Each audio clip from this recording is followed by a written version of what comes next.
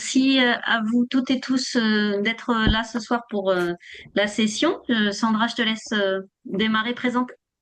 Oui, merci beaucoup. Alors ce soir, dans le cadre de la Fac Week, nous avons le plaisir d'accueillir Ingrid qui se présentera. Mais avant tout, je vais me faire porte-parole de l'IAF. Et alors, j'ai l'impression, puisqu'il y a le président avec nous ce soir, Olivier est là.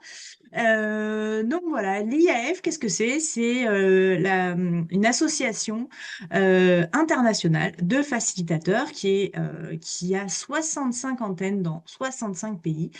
Et chaque année, on organise la Fac Week et chaque pays est chargé d'organiser des événements durant cette semaine commune. Et donc, IAF France et toute son équipe Fac Week 2026 vous propose une série d'événements tout au long de la semaine. Donc, vous pouvez retrouver le programme, je vous mettrai le lien à la fin dans le chat sur notre site France Facilitation. Et quoi dire d'autre? Ben, notre but, c'est d'éclaircir ce qu'est la facilitation, de la rendre compréhensible de nos donneurs d'ordre, de disséminer sa pratique sous toutes ses formes. Et ça passe par de la sensibilisation à travers nos webinaires. Donc, ce soir, c'est Ingrid que nous recevons pour le thème du Serious Game. Et du coup, on va le faire un peu en mode interview. C'est-à-dire que Ingrid va nous partager son expérience, ses connaissances en peu de temps, mais on lui donne 1 heure et demie max. Euh, et voilà, et on va pouvoir l'interviewer et vous pourrez poser vos questions sur le chat, bien entendu, et je monitorerai tout ça. Voilà, je ne parle pas plus. Je laisse la parole à Ingrid. Merci bien. Alors, je vous avais posé une question avant de démarrer, enfin, pour ceux qui étaient là dans la liste, enfin, en attendant qu'on démarre. Donc, il y avait un petit jeu avec. Donc, vous avez a priori tous, si on vous additionne, trouvé les réponses. Donc, je vais vous repartager mon écran pour ceux et celles qui sont arrivés après, et vous allez nous donner les réponses. Vous pouvez activer votre micro ou répondre dans le chat comme vous voulez. Donc, quel jeu retrouvé dans le sarcophage de Toutankhamon, indiquant un double 6, est composé de pièces en nacre, en bois ou en os? Quelqu'un se dévoue pour la réponse? Les dominos? Absolument. Ils ont retrouvé des jeux de dominos dans le sarcophage de Toutankhamon. Bravo. Quel est le métier de Super Mario? C'est un plombier? Absolument, il est plombier. Ouais. À quel jeu joue-t-on dans le premier épisode de Squid Game? Un, deux, trois soleils. Yes. Et enfin, dans quel jeu on utilise des cartes transparentes pour faire deviner des films, des lieux, des personnages, plein de choses? Imagine. Oui, bravo Coraline. En effet, c'était les bonnes réponses. Bon, ça c'était pour vous faire patienter, mais évidemment, c'est pas le sujet. Notre sujet, donc ce soir, c'est comment on utilise la puissance des jeux pour relever nos défis collectifs en tant que manager, en tant que facilitateur, en tant que responsable dans des équipes. On a beaucoup de défis à relever, on a beaucoup d'interactions avec nos équipes et les jeux sont quand même des éléments qui sont assez puissants au service de nos facilitations. Donc, je vais essayer de tenir le timing. Sandra en est la garante parce que je peux avoir une petite tendance à être bavarde quand même. Donc, vous n'hésitez pas à interagir avec nous, à poser des questions dans le chat. Je les prendrai pas forcément au fur et à mesure parce que j'ai beaucoup d'éléments à vous partager, mais il y aura un petit temps de questions-réponses à la fin. Donc, sauf si c'est quelque chose que je viens de dire et que vous ne comprenez pas au moment où je le dis, n'hésitez pas à m'interrompre. Sinon, Sandra va prendre vos questions dans le chat et on y reviendra en fin de séance. Alors, je vais laisser Sandra se présenter et puis je vais me présenter aussi. Donc là, j'ai pensé au jeu Qui est-ce. Si vous connaissez le jeu Qui est-ce, hein, le principe c'est que par élimination, on finit par trouver qui sont les bonnes personnes. Bon là, on va pas faire par élimination, mais on va quand même prendre le temps de se présenter. Donc, Sandra, je te laisse dire 2 mots sur toi et puis moi après je Pas me de présente. souci. Moi, très rapidement, je suis facilitatrice en intelligence collective de certifiée avec Didascalis depuis 3 ans maintenant. Euh, et, en- et du coup, j'ai eu l'occasion de découvrir plein d'outils, plein de méthodes, et notamment le Serious Game à travers Ingrid. Et du coup, Ingrid, effectivement, quand tu vas te présenter, j'aimerais effectivement que tu te présentes à nous rapidement, mais surtout que tu nous dises comment le jeu sérieux est entré dans ta vie. C'est une bonne question. Bon, alors moi, je suis facilitatrice, je suis formatrice, je suis consultante, mais en fait, j'ai eu plusieurs carrières différentes. J'ai un certain âge maintenant, donc j'ai pu passer par plein d'étapes. J'ai travaillé dans 10 ans dans l'insertion sociale, j'ai travaillé 10 ans dans la communication et je suis à mon compte depuis 8 ans. Et aujourd'hui, j'interviens sur plusieurs sujets. Déjà, en tant que facilitatrice, moi j'aide les collectifs à développer leur intelligence collective pour mieux collaborer, pour progresser ensemble, pour s'organiser, on va dire. J'accompagne des entreprises dans la logique de devenir une entreprise apprenante. Donc voilà, dans la mise en place de leur organisation, l'accompagnement des équipes et puis l'accompagnement au changement que ça nécessite forcément. Et puis, en tant que formatrice, ce qui m'intéresse beaucoup, c'est la pédagogie, la ludopédagogie. Donc, j'essaye de transformer les pratiques pédagogiques pour rendre les formations plus efficaces. Voilà. Et puis, à côté de ça, je crée des jeux aussi, parce que j'adore ça. Et j'accompagne des gens qui créent des jeux sérieux. Alors, pour répondre à ta question, du coup, Sandra, comment le jeu sérieux il est entré dans ma vie. Bon, d'abord le jeu tout court. J'ai toujours été très joueuse moi. Depuis toute petite, j'ai jamais arrêté en fait. J'ai toujours été très joueuse. Je joue beaucoup. Je joue en famille, entre amis, avec des collègues. Je joue tout le temps. Et le passage au jeu sérieux, je dirais qu'il s'est fait très vite quand j'ai démarré mon travail, parce que les premières années de ma vie, je vous ai dit, je bossais dans l'insertion sociale et en fait, j'avais face à moi des publics qui avaient parfois des difficultés de compréhension, qui avaient eu des problèmes à l'école, enfin pour qui la vie était moins simple que la mienne, en tout cas c'est sûr. Et j'ai vite compris que je devais transformer mes approches avec eux en formation comme en accompagnement individuel, puisque je faisais du coaching pour les gens qui cherchaient du travail ou qui cherchaient à sortir d'un certain nombre de problèmes. Et du coup, j'ai commencé à utiliser des jeux parce que je me disais que c'était certainement une approche qui était plus facile pour eux. Et j'ai vu que ça marchait et que ça marchait même, mais tellement fort par rapport à tout ce que j'avais essayé jusqu'à présent que j'ai commencé à en avoir d'autres dans mon escarcelle. Et puis, je me suis formée en fait aux méthodes d'éducation populaire. Et puis, de fil en aiguille, j'ai approfondi ces domaines-là jusqu'à aujourd'hui où j'ai créé mon propre Serious Game. Je crée des jeux pédagogiques. J'ai cofondé une communauté ici à Toulouse autour de ce sujet. Enfin, voilà, c'est le cheminement de la vie de joueuse et les rencontres professionnelles qui ont fait que je suis arrivée au jeu sérieux, on va dire. Voilà. Bien, très bien. Alors, euh, qu'est-ce que je vais vous... En fait, j'hésite entre vous partager mon écran systématiquement ou pas, parce que je souhaite que ce soit un peu interactif, puis j'aime bien vous voir, en fait, quand je discute. Donc, je vais vous partager de temps en temps mon écran, mais pas trop, c'est promis, pour que ça reste convivial pour vous. Euh, Alors, vous m'entendez justement, toujours? si tu permets, moi Ah, j'ai ma oui. première question, Oui. si tu es OK. Tu as parlé de jeux, tu as parlé de jeux sérieux, tu as parlé d'éducation populaire dans ta présentation.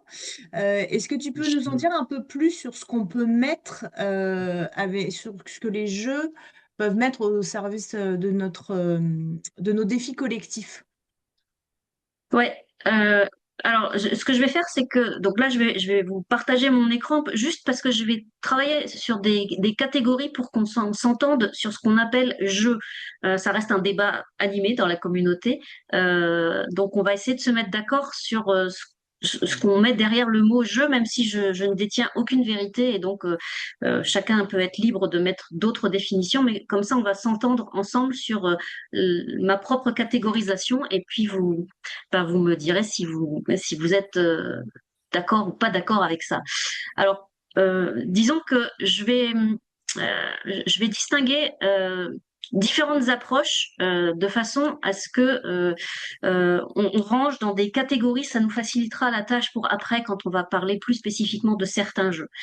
J'ai envie de vous dire, je vais séparer ce qui relève pour moi de l'activité ludique, des méthodes gamifiées, des ateliers, je donnerai des termes plus précis après, des jeux outils, des jeux grand public, hein, les jeux auxquels on joue parce qu'on les achète dans des magasins, et les serious games. On va mettre tout ça, on va dire que tout ça, ce sera le mot jeu qui nous réunit ce soir, mais je vais quand même être plus spécifique sur un certain nombre d'éléments. Donc, par exemple, si je vous dis activité ludique ou jeu outil. Les activités ludiques, c'est avant tout des techniques collaboratives, c'est-à-dire auxquelles on donne un cadre, une structure qui vont s'apparenter aux jeux. Je pourrais vous citer les jeux cadres de Tiagui, je pourrais vous citer les liberating structures. Il me semble qu'il y a un atelier cette semaine sur les liberating structures. Les innovation games, il y avait un atelier ce matin sur les innovation games dans le cadre de la Fac Week, hein, je parle. Donc tout ça, en fait, ce sont des techniques collaboratives qui ont un cadre, qui sont proches du jeu, mais qui sont pas des jeux. Je vais vous expliquer euh, pourquoi après. Et vous avez aussi les jeux outils qui sont, alors ce que j'appelle moi les jeux outils, c'est des jeux du type jeu de cartes pour faire des brainstorming, pour susciter des conversations, etc. Mais il n'y a pas de condition de victoire. C'est des jeux, vous savez, comme les photolangages, des jeux comme les Mechanic Art, les Gamific Art, ou on pourrait même rentrer d'ailleurs les Lego là-dedans, parce que moi je suis certifiée au Lego Serious Play, donc j'utilise des Lego dans mes accompagnements. Ce sont des jeux outils parce que il n'y a pas des règles du jeu. Si je vous indique pourquoi ce sont des jeux dans ce qu'on appelle dans les définitions classiques du mot jeu, on va dire que activité ludique et jeu outil, ça correspond bien au sens où il y a des règles explicites, on cherche à faire des interactions entre les participants, on est bien dans un espace qui est sécurisé pour eux, mais il est artificiel, donc ils sont là pour expérimenter, on n'est pas dans la vraie vie. Éventuellement, parfois, il peut y avoir des rôles, des contraintes, un temps limité, ça dépend de comment on anime, mais pour autant, il leur manque ce qu'il y a et ce qu'on trouve dans les jeux, on va dire grand public et serious game, je reviendrai dessus après, c'est l'aspect fiction, imaginaire, le côté, la narration, les conditions de victoire. Quand vous jouez à un jeu, si vous jouez, là vous m'en avez cité quand vous vous êtes présenté dans le chat, quand vous jouez à des jeux, que vous jouiez à Concept, à Carcassonne, que vous jouiez à The Mind, etc., il y a un monde imaginaire, il y a des conditions de victoire. Vous savez si vous avez gagné, vous savez perdu, si vous avez perdu, donc vous savez comment recommencer la partie ou pas. Il y a une notion de fun aussi, même si on n'est évidemment pas tous d'accord sur ce qu'est le fun, mais dans les jeux grand public et dans les serious games, on cherche à générer une expérience quand même assez spécifique qu'il y a moins dans les deux premières catégories. Alors, si je vous donne plus d'informations sur les jeux outils, bon, je vous ai dit, hein, mais j'y reviendrai un peu plus tard de toute façon, ce sont des jeux au sens, même jouer au sens support physique. Une carte, c'est un support physique, des dés, c'est des supports physiques, les Lego sont des jouets à la base, mais c'est pas des jeux au sens où les Anglais vont le dire. S'il y en a qui étaient là ce matin aux Innovation Games, il a parlé de la distinction entre game et play. Alors, je mets pas tout à fait les mêmes choses derrière, mais là où je le rejoins, c'est que euh, les Anglais ils distinguent le mot game et le mot play, ce qui n'est pas le cas des Français. En France, on joue, point. Or, c'est pas du tout la même chose. C'est-à-dire que schématiquement, game, ça renvoie au jeu en tant qu'objet, d'accord? C'est-à-dire que c'est caractérisé par le matériel, le cadre, la structure. Alors que play, ça renvoie à l'activité des joueurs, ça renvoie à l'attitude qu'ils adoptent, au mouvement dans lequel ils sont embarqués, d'accord? Et ça, du coup, c'est vraiment ce qui distingue dans ma catégorisation les uns des autres. Donc, les activités ludiques et les jeux outils, il y a du game, mais il n'y a pas vraiment du play. Alors que dans les jeux grand public et dans les serious games, il y a les deux. Il y a du game et il y a du play. Voilà. Dans les jeux grand public, on en reparlera, mais c'est des jeux, on va dire, que vous connaissez, hein, que vous utilisez en famille, entre amis, et que vous mettez au service d'une activité. Alors là, c'est des vrais jeux qui ont été designés en tant que jeu, pas forcément avec une option de facilitation ou de formation derrière, mais nous, on décide de les utiliser avec une intention pédagogique. Comme je suppose, pas mal de facilitateurs et facilitatrices dans la salle. Je vais vous parler de Dixit parce que Dixit est un jeu extrêmement utilisé notamment pour faire du photolangage, pour partager les émotions, pour partager un référentiel commun, etc. Mais à la base, c'est pas du tout ça. À la base, Dixit, c'est un jeu grand public et d'ailleurs, j'ai eu la chance de rencontrer l'auteur de ce jeu qui était ravi d'apprendre que son jeu était utilisé par des centaines et des centaines de personnes pour faire ce qu'on fait avec la plupart du temps en facilitation. Mais je mets une petite alerte sur les jeux grand public. Les jeux grand public, ils sont inspirants pour ce qui est de leur mécanique. Mais en théorie, il y a quand même des droits d'auteur sur des jeux. Et donc, on n'est pas censé utiliser des jeux grand public dans nos animations, dans nos facilitations, sans avoir une autorisation explicite des auteurs. Je préfère le signaler pour qu'il n'y ait pas d'ambiguïté à ce niveau-là. Les serious games, la dernière catégorie dans ma liste, c'est plus des jeux, on va dire, pédagogiques ou jeux professionnels qui vont mettre en situation, donc ça peut être des jeux physiques, ça peut être des jeux numériques d'ailleurs, ça peut être aussi ce qu'on appelle des business games pour ceux qui travaillent avec des étudiants dans les universités, il y en a souvent, des business games. Ça peut être des jeux vidéo aussi à la base, hein, le tout premier serious game, enfin quand on regarde la littérature du serious game, c'était des jeux vidéo. On va dire que le serious game, c'est un jeu à vocation sérieuse, c'est-à-dire dont le but principal n'est pas juste le divertissement, n'est pas juste de jouer entre amis ou dans la famille, mais il mixe les mécaniques d'un jeu classique avec une intention professionnelle, c'est-à-dire si vous êtes formateur de la pédagogie, si vous êtes facilitateur, ça peut être de la sensibilisation, de la prévention. Si vous êtes consultant, vous pouvez travailler sur des sujets autour de la communication, de la conduite de changement, etc. Et là, ce sont des jeux qui sont vraiment créés au départ avec cette intention d'intervention professionnelle. Voilà. Donc l'intérêt de tous ces jeux au sens très large du terme, hein, c'est de permettre de confronter nos publics à des situations proches de leur réel. En tout cas, ce sera notre rôle de leur permettre cette transition. De tester leur choix sans risque en fait, puisque par principe quand on fait des activités, quand on fait des jeux, on est en zone sécurisée, donc on peut se planter et recommencer, c'est pas grave, il n'y a pas d'incidence majeure normalement, et ça leur permet de comprendre en fait en manipulant des concepts, en manipulant les jeux, de comprendre des concepts que le facilitateur ou que l'animateur ou l'animatrice du jeu va leur permettre de faire émerger. J'en reparlerai un petit peu plus tard quand on parlera de l'importance, la très grande importance du débrief en fait. Voilà. Donc, vous avez compris, en fait, dans mes catégories, il n'y a pas de hiérarchie, hein. Il n'y a pas des choses qui sont plus intéressantes, moins bien ou meilleures que d'autres. C'est juste que ça nous permet de situer les choses au bon endroit euh, quand on parle de jeu, parce que le mot jeu est un petit peu trop large, on va dire. Euh, Encore une fois, je ne regarde pas le chat parce que je n'en ai pas forcément le temps, mais vous n'hésitez pas à m'interrompre hein, s'il y a des choses que Euh, vous voulez que je précise. Tu t'inquiètes Ok. pas, je te le dirai. Si je Ouais, vois passer, super. il y a quelques questions que je peux garder pour la fin, mais sinon, il n'y a pas de souci, je te le dis. Ok, merci. Bon, de toute façon, je vais m'arrêter là sur on va dire la grande classification parce que après, je vais essayer de rentrer plus dans le détail. Mais si vous avez des questions, vous me les notez, vous me les mettez de côté. Super. Mais du coup, donc, est-ce que est-ce qu'on peut passer à la partie où tu vas pouvoir nous donner des exemples concrets? Oui. Alors, Là, comme tu nous as parlé des jeux. on avait préparé avec Sandra l'intervention, elle m'avait dit c'est vraiment très important de leur donner du retour d'expérience par rapport à des choses que tu fais, que tu as animées, que tu as vécues. Donc, j'ai réfléchi à ce que je pouvais vous présenter. Donc, j'ai sélectionné trois types de jeux ou d'activités ludiques que j'ai menées avec des collectifs pour pouvoir vous expliquer à la fois pourquoi j'ai utilisé ces méthodes-là et ce que ça m'a permis d'aboutir, en fait. Le premier exemple que je vais vous donner, pardon, c'est celui-là. Il est, je l'appelle histoire d'une FAD, c'est-à-dire histoire d'une formation à distance, en fait. Je vous donne le contexte. Le contexte, c'est on est en 2022 et je dois intervenir dans un très grand centre de formation. Quand je dis très grand, c'est plus de 9000 salariés, donc c'est vraiment un très grand centre de formation. parce que post-Covid, la direction a décidé de maintenir la mise en place des formations à distance, parce qu'ils ont trouvé que finalement, pendant le Covid, ça avait été une bonne opportunité de mettre en place des formations hybrides, formations à distance.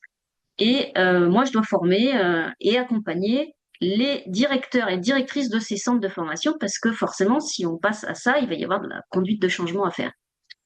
Et en fait, assez vite, je m'aperçois que il y a une problématique que je n'ai pas eue au moment où on m'a passé la commande, mais que je perçois sur le terrain de manière très, très, très, très, très forte.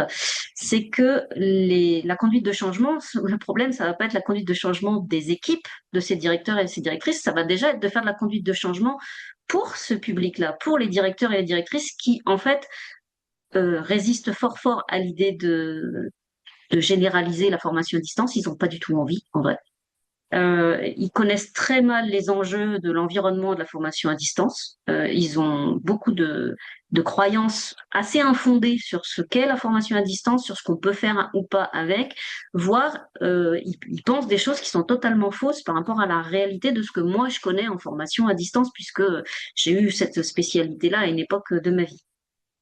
Donc je me dis, ouh là là là là, en fait, je vais pas du tout avancer comme je veux avancer avec ce public-là, parce qu'il y a beaucoup trop de résistance, et donc je réfléchis, et à partir je sais pas, cinquième ou sixième groupe, je me dis, bon, je pense que je vais revoir la façon dont je travaille avec eux, et je vais leur proposer d'attaquer ma première séance avec eux par un jeu. Ce jeu ayant pour objectif principal de résoudre, on va dire, les problématiques que moi je rencontre avec eux en termes de résistance au changement. Et donc, je crée un jeu inspiré du jeu Chronie ou Timeline, si vous connaissez l'un ou l'autre. Ce sont des jeux qui vous proposent de remettre dans l'ordre chronologique des événements, des dates, etc. Et ce jeu m'inspire et je me dis, en fait, il faut vraiment que je reparte avec eux sur l'histoire de la formation à distance pour les rassurer sur le fait qu'il y a de l'antériorité, qu'on n'arrive pas, enfin que c'est pas le Covid qui a fait qu'on a mis en place de la formation à distance, c'est bien, bien, bien plus vieux que ça, qu'on a suffisamment de recul pédagogique pour savoir ce qui marche pas, ce qui se combine bien entre eux. Pourquoi aussi ça résout un certain nombre de problématiques structurelles, sociétales, je dirais même environnementales, etc. Donc, je me dis, je vais tenter ça. Et donc, je crée mon propre jeu. Je ne cache pas que ça a pris un certain temps, mais je crée mon propre jeu et je décide de les faire jouer. Alors, en gros, je les fais jouer à peu près 30 minutes. Ils sont en deux groupes, c'est-à-dire que je les mets face à face. Ils ont chacun un jeu de cartes qui est le même, mais ils ont chaque équipe a un jeu de cartes pour soi, et ils doivent essayer de remettre dans l'ordre. Donc, ils ont des informations et ils doivent essayer de les remettre dans l'ordre. Et donc, ils vont de surprise en surprise puisqu'ils ne s'attendent pas du tout aux réponses en fait, qui leur sont proposées. Par exemple, je leur demande quand a été expérimentée la première intelligence artificielle. Bon, tout le monde croit que, enfin, en tout cas dans mes groupes, ils placent ça plutôt dans les 5 dernières années. En fait, il faut remonter aux années 50, etc. Donc, je les surprends, je les choque même. Il y a certains trucs où ils comprennent pas la réponse.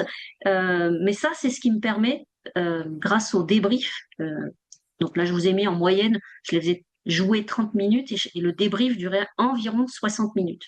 D'accord? Parfois un peu plus selon les groupes.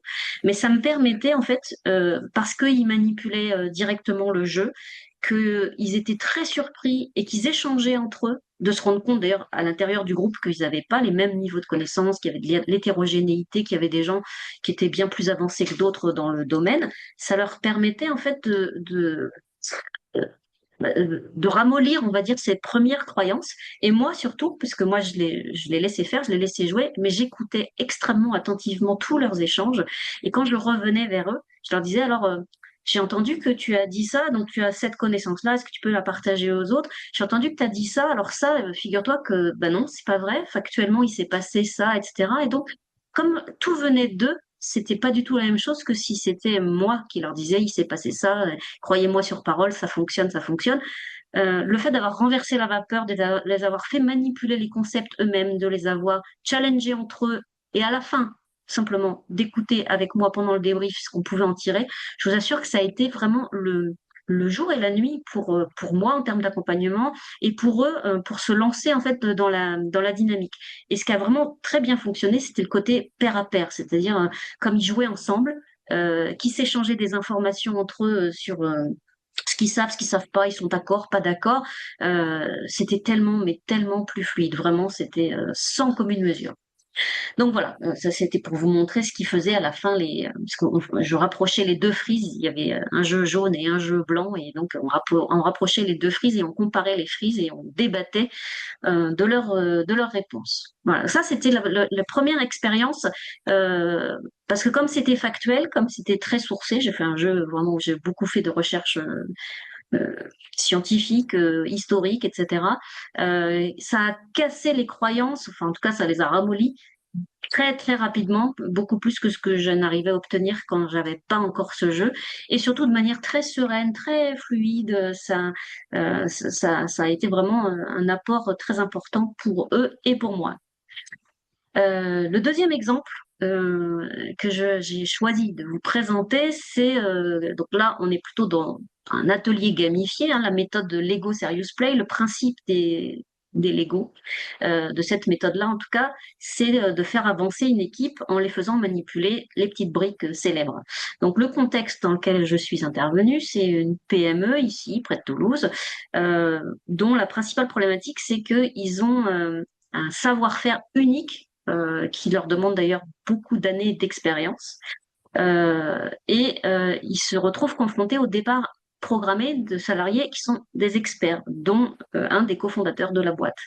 Et le départ à la retraite, compte tenu de la technicité, de la complexité de leur métier, dans un moment où finalement ils n'ont pas si anticipé que ça la transmission des compétences, c'est un gros problème, c'est même un problème de pérennité pour eux.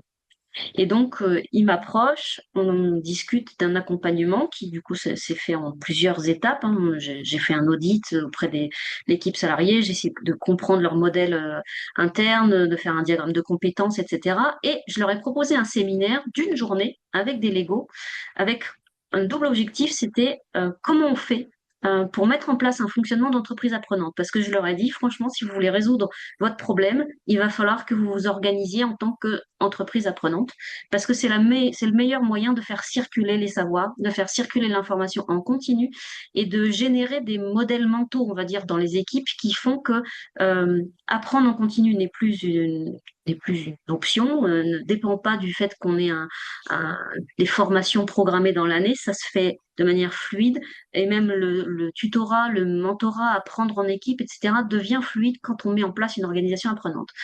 Donc ça, c'était leur premier défi. Et on s'est posé la question, quels enjeux à 10 ans si on ne le fait pas? Parce qu'encore une fois, il y a un vrai enjeu de pérennité dans cette entreprise s'ils n'arrivent pas à transférer leur savoir-faire, en sachant que c'est pas des savoir-faire qui se transfèrent en 6 mois, hein. Je vous dis, on parle plutôt en années, en fait. Et donc, on a fait ça sur une journée. Euh, Ils étaient nombreux, ils étaient 16. Et donc, on était deux facilitatrices en l'occurrence, parce qu'avec des Lego, 16 personnes, c'est beaucoup.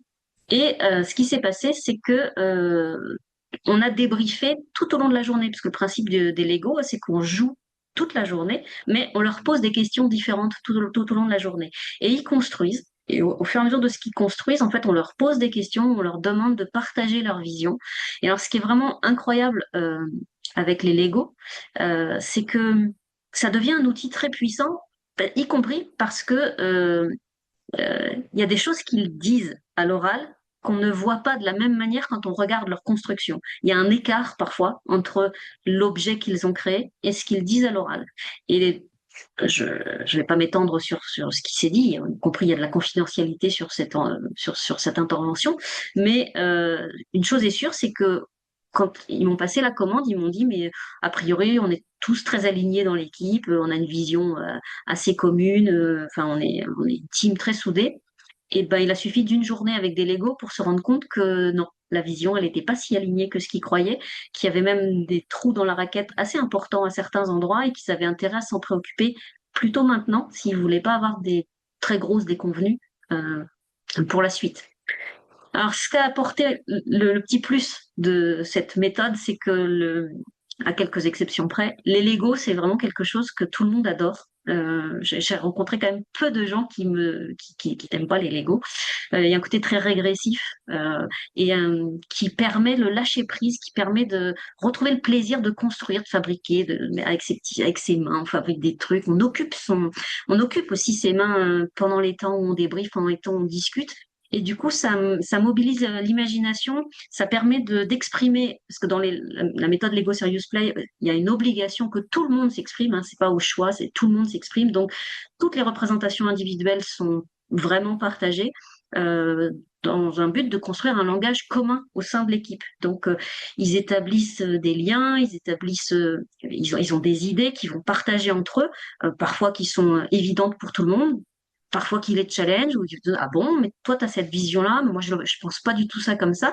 Et tout au long de la journée, il faut quand même qu'ils convergent vers une vision partagée et vers des éléments qui vont leur permettre de prendre des décisions. Parce que l'objectif, c'est pas juste de faire un paysage et de repartir avec des jolies photos de nos Lego, c'est de se dire, donc, c'est quoi les étapes suivantes maintenant qu'on a partagé nos modèles et qu'on a identifié aussi à quels endroits, en fait, on n'est pas aussi aligné que ce qu'on croyait. Voilà, donc ça a très bien fonctionné.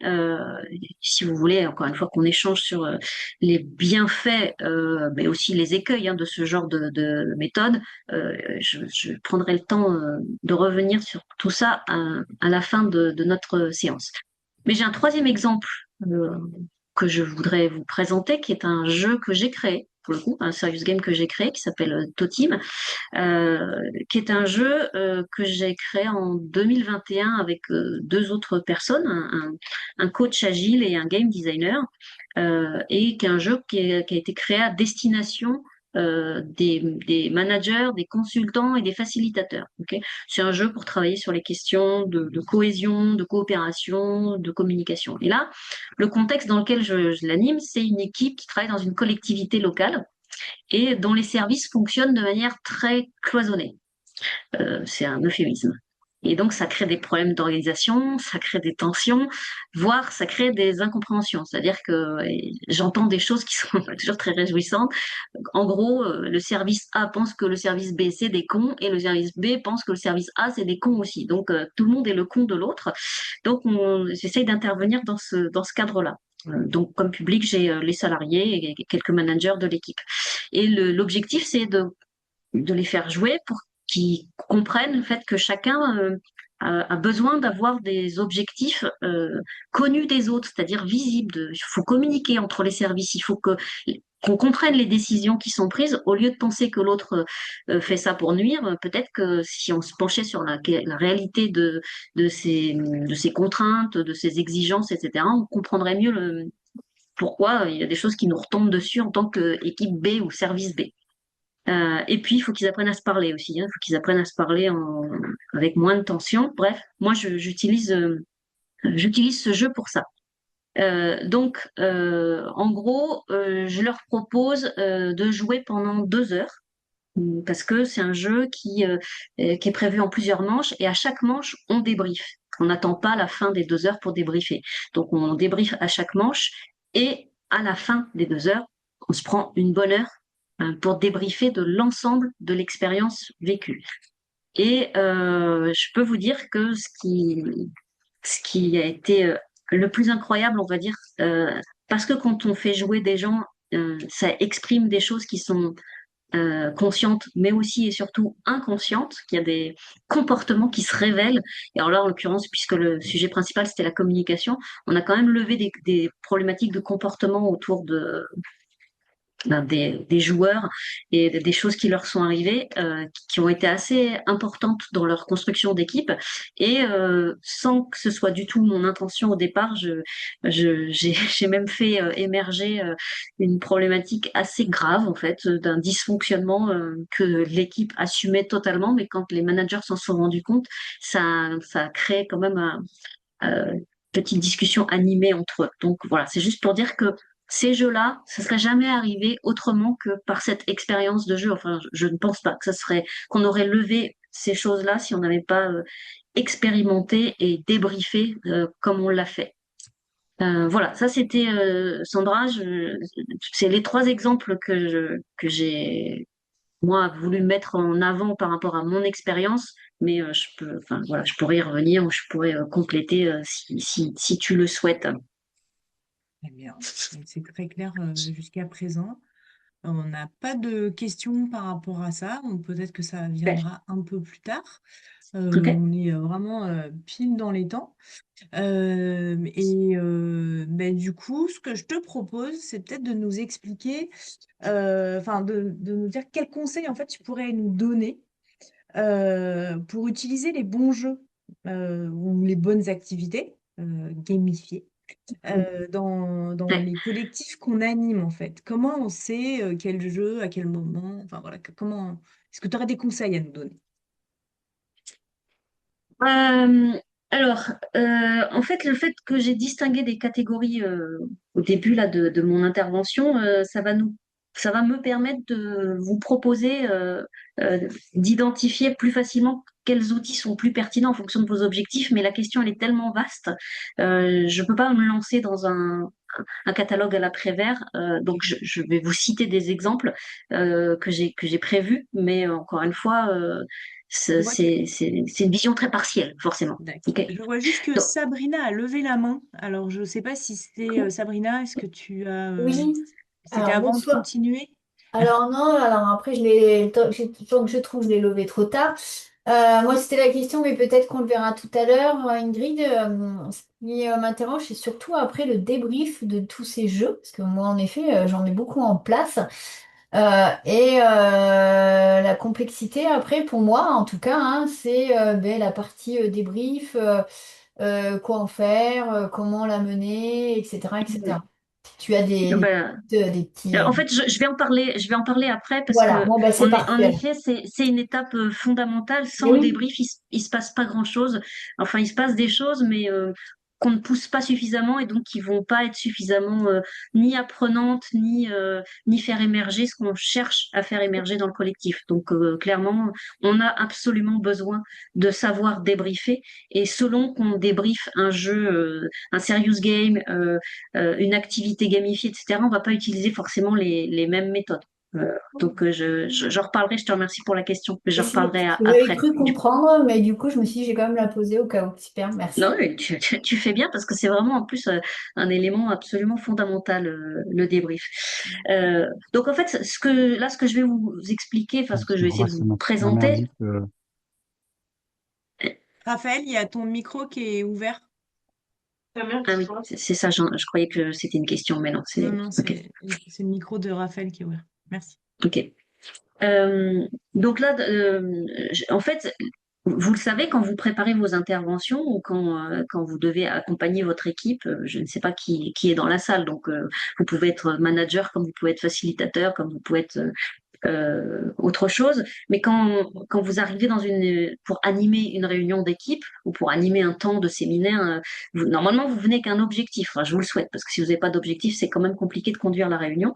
Et donc, on vient avec un objectif spécifique. Et en fonction de cet objectif, puisque là, ce qui nous réunit, c'est le jeu, ben, on va chercher quel type de jeu ou d'activité gamifiée, encore une fois, hein, je vous l'ai dit, le cadre est large, euh, va le mieux servir votre objectif. Mais c'est vraiment dans cet ordre-là que ça marche. C'est quel est mon objectif et à partir de cet objectif, bah, quel jeu je vais aller chercher ou quel support, quel cadre gamifié va me permettre de conduire mon équipe du point A au point B par rapport à ce que j'attends de cette équipe. Alors, parmi les objectifs que vous pouvez avoir, un des premiers objectifs, on va dire, je vais repartager mon écran pour que vous ayez un petit support quand même. Euh, la pro- une des premières choses que vous pouvez avoir, évidemment, c'est de créer des connexions, de la convivialité, de la cohésion. Enfin, surtout quand vous démarrez avec une équipe, c'est pas toujours le cas, hein. Si vous travaillez avec une équipe depuis longtemps, vous n'avez pas besoin de ça. Mais parfois, même avec une équipe qui se connaît depuis longtemps, on a besoin d'aller rechercher un petit peu de la cohésion ou d'apprendre à se connaître autrement, différemment de ce qu'on vit au quotidien. Donc, quand on est dans ce type d'objectifs, qui sont des objectifs relativement basiques, on va dire en facilitation, qui permettent de démarrer sereinement, on va pouvoir utiliser plein de jeux que vous connaissez certainement autour du photolangage ou des activités qui sont déjà structurés pour. Alors, je ne sais pas si vous les connaissez. Je précise que tous les jeux que je vais présenter là, je n'ai aucune action dedans. Je ne suis payée par personne pour en parler. Donc, juste, je les ai sélectionnés parce que moi, je les utilise et que je connais plein de gens qui les utilisent, mais je pourrais vous en citer d'autres. Je n'ai pas d'action, hein. Donc voilà, les feeling cards qui est un jeu outil, hein, par rapport aux catégories que je vous ai données tout à l'heure, c'est un jeu outil qui permet d'aller travailler les émotions d'une équipe. Pour l'anecdote, je me suis servi une fois de ce jeu-là, autrement qu'en météo, on va dire, parce que j'ai repris à la volée une intervention dans une équipe.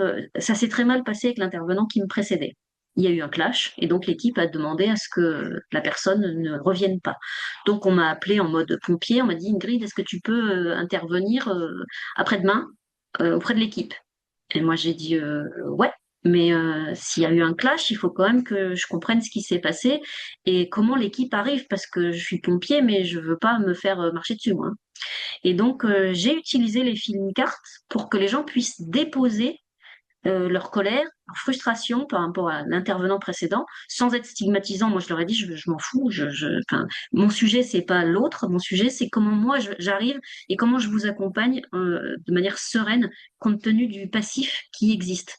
Et donc, voilà, c'est un genre de petit outil qui a été assez précieux pour permettre à l'équipe de poser ses valises, d'exprimer sa colère, sa frustration, ses aspirations et qu'on puisse redémarrer avec une feuille plus vierge, on va dire. Après, on ne le présente plus, je crois, le jeu du Dixit, quelle que soit la version, mais la première version, c'est ma préférée. C'est un jeu super pour pouvoir faire des photolongages ou même du positionnement d'équipe par rapport à certains sujets. Euh, des photolongages, il en existe des tonnes. On m'en a offert un récemment du collectif des 6 crayons. Donc, j'ai apprécié, je vous le partage. Vous avez aussi des méthodes gamifiées qui permettent ça, hein, notamment chez Tiagi, hein, dans les jeux cadres de Tiagi, vous en avez plein des jeux qui permettent ça, la brise-glace, l'inclusion.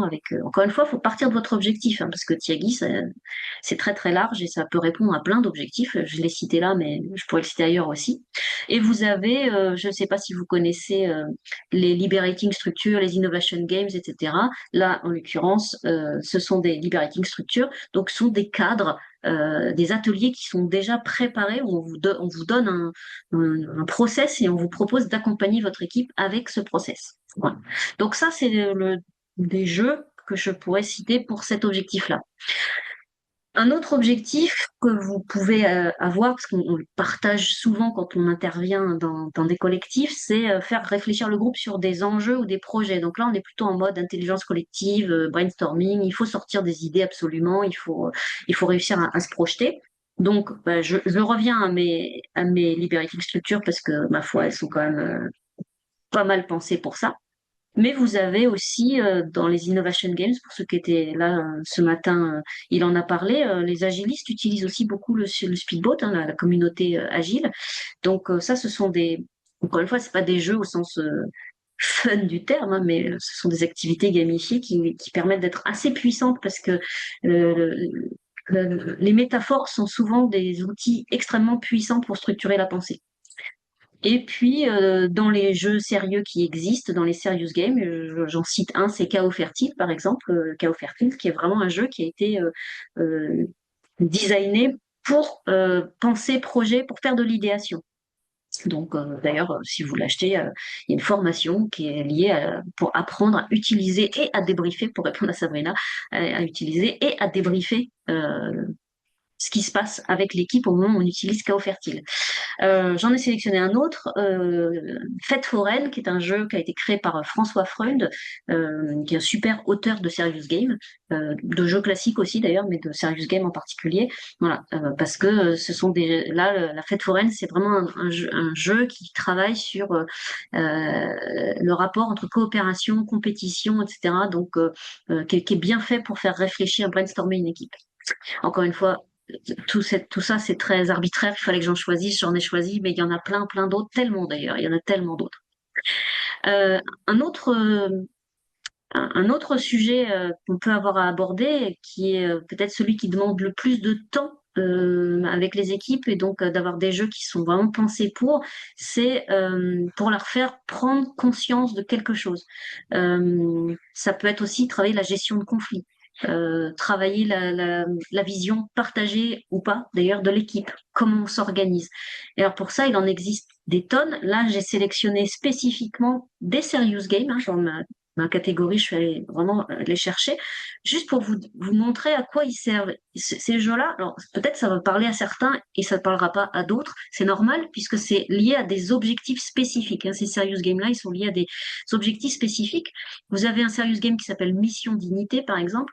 Mission Dignité, c'est marqué sur la boîte, c'est jouer pour déjouer les violences et discriminations dans le monde du travail. Donc, imaginons que vous travaillez avec les RH sur la question des discriminations au sein de l'entreprise, à la fois pour les déjouer, pour faire des rappels à la loi, et puis aussi tout simplement pour faire prendre conscience à certaines personnes que ce qu'elles font, c'est discriminant, parce que il y a des gens qui font de la discrimination sans en être conscients. Il y en a qui le font en étant conscients, évidemment, mais il y en a aussi qui le font sans se rendre compte que ce qu'ils font ne rentre pas dans le cadre. Et Mission Dignité a une vision, enfin surtout, enfin c'est très lié aux discriminations de genre, de discriminations liées à des préférences sexuelles, etc. Et donc plein de petites phrases qu'on entend dans son quotidien professionnel, qui peuvent être des choses qui sont blessantes, qui peuvent être des choses qui vont nous empêcher d'avancer, qui peuvent être des problématiques, en tout cas qu'il faut travailler au niveau de la RH, ça c'est sûr. Après, vous avez un autre jeu que je vous ai sélectionné qui s'appelle Les 1000 pas, qui est calé d'ailleurs sur la mécanique du 1000 bornes. Les 1000 pas, c'est un jeu qui a été pensé pour travailler sur la question de la carrière des femmes. Pourquoi les carrières des femmes sont souvent, très souvent, beaucoup moins, euh, elles vont beaucoup moins loin que les carrières des hommes, elles sont moins favorables, en tout cas, elles sont moins faciles que les carrières des hommes. Qu'est-ce qui fait qu'il y a ces plafonds? Et donc, les autrices de ce jeu ont fait une enquête auprès de plus de 750 ou 800 femmes, dans plusieurs pays d'ailleurs, pour savoir ce qui les avait empêchées dans leur carrière et ce qui les empêche encore aujourd'hui dans leur carrière. Donc là, typiquement, là aussi, ça va être un jeu qui est fait pour travailler sur à la fois des difficultés systémiques dans les entreprises, euh, sur la carrière des femmes, mais aussi pour pouvoir libérer la parole et permettre à des femmes de prendre leur place dans l'entreprise parce qu'elles ne le font pas forcément avec fluidité et facilité. Rien à voir, j'ai sélectionné un jeu qui s'appelle Pizza Rush, qui là est très orienté lean management. Donc, on va essayer d'analyser avec ce genre de jeu qu'est-ce qui fait qu'on est productif, efficace, à flux tendu, etc. Donc, c'est un jeu qui est assez marrant d'ailleurs, euh, et qui a été pensé vraiment dans cette optique d'accompagner des gens vers le lean management. Le jeu Toteam dont j'ai parlé tout à l'heure, qui est le jeu que j'ai co-créé, je reviens pas dessus. Et le dernier que je vous ai choisi, Engrenage, qui est aussi un jeu de François Freund. Je m'aperçois que j'ai cité deux jeux de François Freund. Encore une fois, François ne m'a rien demandé. Il ne sait même pas que je parle de lui ce soir. Mais il fait des chouettes jeux. Et donc, Engrenage, c'est un jeu qui est fait pour comprendre la logique de conflit. Pourquoi il y a des conflits dans une équipe et comment on les gère, ces conflits. Donc, c'est un jeu qui a été vraiment pensé pour ça et qui est très bien pensé, très bien choisi. J'aurais pu aussi vous mettre les Lego, hein, que ce soit Lego Serious Play, Lego for Scrum, etc. Tout ça sont des outils qui peuvent tout à fait rentrer dans ces catégories-là. Après, ça va boucler avec je regarde l'heure parce que j'ai aucune On conscience est bon. du temps. On est bon, On on est est bon. bon? Ouais, on est Merci. vraiment dans les temps. Merci Sandra. Euh, pour nous amener vers ce que m'a demandé Sabrina aussi tout à l'heure, il faut bien avoir conscience quand même que tout ce que je viens de vous expliquer là, tous ces jeux ou ces activités qu'on met au service de nos objectifs, l'arbitrage, déjà, ça va se faire pour vous, hein, selon la nature de votre objectif, évidemment, le temps que vous avez avec l'équipe, le temps dédié, parce que c'est long d'utiliser des jeux. Enfin, c'est toujours plus long qu'une activité non gamifiée, en tout cas, ça c'est sûr. Le nombre de personnes impliquées, parce que quand vous avez des collectifs avec 6, 8 personnes, c'est pas pareil que quand vous avez des collectifs avec 20, 30, 40 personnes. Euh, et en tout cas, en temps réel, combien vous en avez. Le temps de préparation pour vous, pour l'équipe et vers quoi ça peut amener. Enfin bref, il va y avoir plein d'arbitrages à faire. Mais plus l'objectif va être complexe, en soi, tous les objectifs ont un niveau de difficulté, mais je veux dire, les objectifs d'inclusion sont quand même des objectifs moins complexes que des objectifs là, comme celui que je vous ai partagé sur l'organisation, sur la gestion de conflits, etc. Plus l'objectif est complexe et plus il faudra prendre le temps de débriefer l'activité pour favoriser la prise de conscience, le transfert. Enfin voilà, s'il n'y a pas de débrief, finalement, il va pas se passer grand-chose, voire ça peut être totalement contre-productif parce que vous pouvez avoir des gens euh, qui vont vous dire bon bah tout ça c'était du gadget, tout ça pour ça. Déjà j'avais pas très envie de jouer, alors en plus ça n'a rien amené. Et donc quelque part vous desservez complètement votre intention de départ et vous desservez même globalement le milieu du serious game. Donc si vous utilisez ça, il faut avoir conscience du temps que ça prend pour jouer l'activité, pour la débriefer et que les conditions de succès, entre guillemets, c'est-à-dire que l'équipe atteigne l'objectif que vous vous êtes fixé avec elle, vont quand même beaucoup, beaucoup passer par la phase de débrief. Voilà ce que je peux dire, en tout cas sur les exemples de jeux. Euh, je te laisse, Sandra, Je me regarde, dire si. il n'y a pas forcément de questions. Ah, si, je vais la poser maintenant, si tu veux bien, Ingrid, Dis-moi. euh, puisqu'on a un petit peu de temps, on a 10 petites minutes d'avance. Donc, jusqu'à combien de personnes animes-tu des jeux sur les prises de conscience? Sur les prises de conscience, Ouais, des jeux sur les prises de conscience, combien de personnes? alors, C'est une euh, question de je veux bien que vous masse. preniez la parole pour que je comprenne le fond de la question, parce que pour moi, il n'y a pas de limite. Il peut y avoir peu de personnes comme beaucoup de personnes. C'est pas le sujet. Le sujet, c'est combien de temps on va prendre, comment on va séquencer, enfin, comment on va faire pour faire des petits groupes, quel type d'activité ou de jeu on va utiliser. Et le, le temps de la prise de conscience, il n'est pas proportionnel au nombre de personnes dans le groupe. Parfois, il suffit qu'il y ait une chose qui émerge pendant le temps de jeu pour que tout le monde prenne conscience du sujet, comme parfois il n'y a rien qui émerge parce que l'équipe elle veut pas voir, elle veut pas et donc elle met un couvercle dessus et pour elle il n'y a pas de sujet. Euh, donc là, si on est dans une posture de facilitation, si l'équipe elle prend pas conscience, il faudra revenir dessus. Il faudra refaire autre chose. Il faudra revenir peut-être avec un autre outil, peut-être pas un jeu du coup, parce qu'elle est pas mûre. Moi, Donc, c'est je veux bien que vous c'est moi précisiez qui la ai posé question. la question, en fait, Ah, Marie. c'est toi, Marie. Ok, vas-y. Moi, en fait, j'avais la question de me dire, ben, en fait, le jeu, il y a des jeux, tu peux pas jouer à plus de 4, 5 ou 6. Enfin, tu vois, du coup, c'est Ah oui, compliqué, tu vois, si t'as 20 personnes, tu démultiplies le jeu? Tu fais comment? bah, c'est pour ça que je te disais, enfin que je disais tout à l'heure, c'est en fonction enfin, vous allez arbitrer en fait en fonction du contexte dans lequel vous intervenez. Donc, en effet, si tu sais que tu as, je sais pas, 10, 12 personnes dans ton équipe et que le jeu auquel tu pensais, il est plutôt fait pour 4 ou 5. Soit en effet tu arrives à faire des sous-groupes, enfin tu démultiplies le jeu, tu fais jouer les équipes en parallèle, soit tu te dis ben c'est pas le bon jeu, il n'est pas adapté parce que j'arriverai pas à obtenir ce que je veux. Après, tu as aussi des solutions qui vont passer par le fait de faire jouer une partie de l'équipe et de mettre le reste de l'équipe en posture d'observation avec toi. Et donc le fait d'être en observation avec une grille d'observation, il faut les guider vachement, avec une grille d'observation, avec une grille de critères, vont leur permettre de voir des choses. Mais évidemment, tu feras pas émerger les mêmes choses avec des observateurs ou avec des joueurs. Ça, c'est sûr. Donc, ça fait partie de ton arbitrage selon enfin, le nombre de personnes. En effet, parfois, te limite parce que le jeu que tu pensais faire, tu te dis, ah, ça va quand même être un peu compliqué avec ce nombre de personnes-là. Donc, il faut en chercher un autre éventuellement. Merci. J'ai répondu à ta question. Oui, oui, complètement. C'était un peu Ok. Du coup, si on continue dans la logique, justement par rapport à ces débriefs, est-ce que tu peux aller un peu plus loin dans la notion du débrief? Finalement, c'est quoi un bon débrief? Enfin, on a compris l'importance de ce que ça avait, mais moi, comment je peux être sûre de faire un bon débrief? Est-ce qu'il y a des formations? Est-ce que c'est inné? Alors ça c'est un gros sujet, ça, le bon débrief.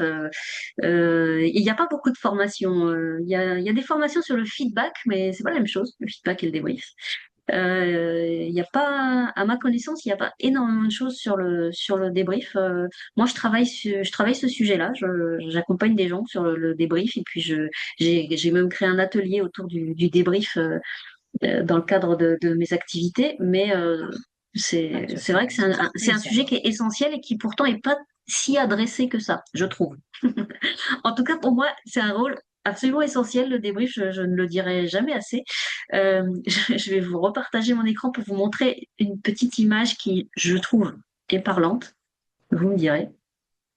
Pour moi, en gros, quand vous faites jouer des gens, quand vous les accompagnez, de toute façon, il se passe des choses, parce qu'il se passe des choses au niveau du jeu, au niveau de l'observation du comportement d'eux-mêmes ou des autres joueurs. Il se passe plein de choses. D'ailleurs, il faut que le facilitateur, la facilitatrice, l'animateur, l'animatrice du jeu soit très, très à l'écoute du verbal, du non-verbal, de tout ce qui se passe. Il faut avoir les antennes extrêmement grandes ouvertes quand on fait jouer des gens. Donc, il va se passer des choses. Mais ce qui se passe, c'est de l'ordre de l'étincelle. Et si vous voulez que l'étincelle, elle se transforme en une flamme, en un feu nourri et qui va durer, là, il faut qu'il y ait un débrief. Pour moi, le débrief, c'est le passage de l'étincelle à la flamme.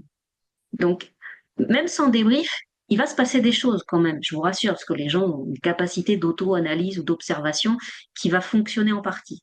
Mais il y aura vraiment transfert et il y aura vraiment euh, compréhension, émergence que si nous, on les accompagne au niveau du débrief. Alors comment on fait le débrief? Là, pour le coup, je vais pas rentrer trop dans le détail de la méthode parce que c'est long. En fait, j'ai pas le temps de ça. Mais l'idée, c'est que il faut absolument donner du sens à l'expérience qu'ils viennent de vivre. D'accord? Les joueurs, les joueuses, ils ont vécu des choses.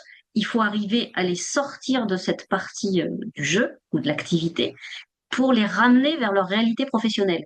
C'est-à-dire, à quoi ça vous fait penser? Quand il s'est passé ça, que vous avez eu tel comportement, que vous avez compris ça, ou vous vous êtes énervé, ou vous avez perdu à ce moment-là du jeu, euh, qu'est-ce que ça raconte de vous ou de l'équipe ou de telle situation professionnelle? C'est-à-dire qu'on va essayer de ramener la partie métaphorique du jeu à la partie réelle de leur activité professionnelle et de leur vécu d'équipe. D'accord. Donc ça, c'est vraiment la première chose, c'est donner du sens à l'expérience vécue et leur permettre de mettre des mots sur ce qu'ils ont ressenti et compris, réalisé. C'est pour ça que je parle d'émergence, parce que il y a le côté qu'est-ce que j'ai ressenti, c'était bien, c'était pas bien. Alors surtout quand ils jouent à des serious games ou à des jeux grand public, enfin des mécaniques de jeu que vous avez adaptées, ils sont un peu excités parce qu'il y a le côté speed, le côté vraiment sympa du jeu. Il faut réussir à les faire redescendre. Et donc, les premières choses qu'ils vont exprimer, c'est ah, je suis frustrée, on peut pas refaire un tour là parce qu'on a perdu et nous, on veut gagner, donc est-ce qu'on peut pas le refaire, etc. Or, nous, notre enjeu, c'est pas qu'ils gagnent ou qu'ils perdent, c'est qu'ils comprennent des choses et qu'ils fassent le transfert. Donc, il va falloir les faire redescendre.